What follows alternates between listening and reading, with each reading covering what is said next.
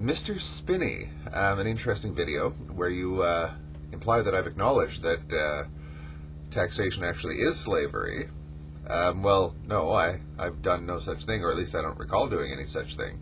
If you actually study what slavery is, historically speaking, it's a thoroughly ghastly process.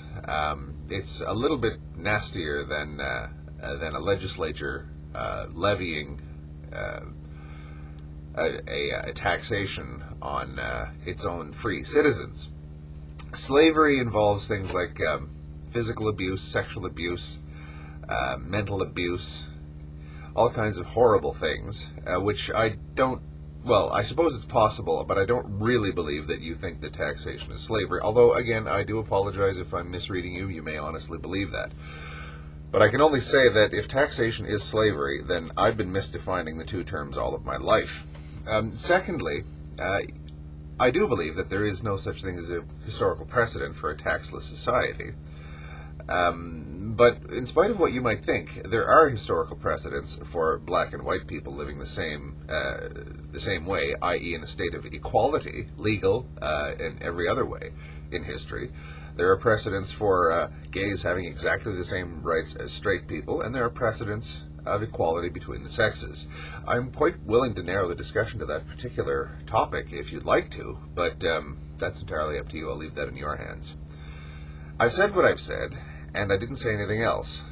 One last point.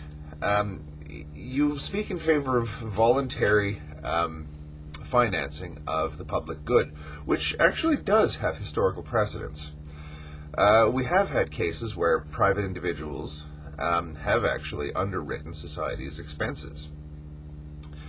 But the problem with that is, inevitably, the people that are paying the most money expect the most bang for their buck. That's just economics. You get what you pay for. That's the only reason why you pay for anything, is to get something out of it.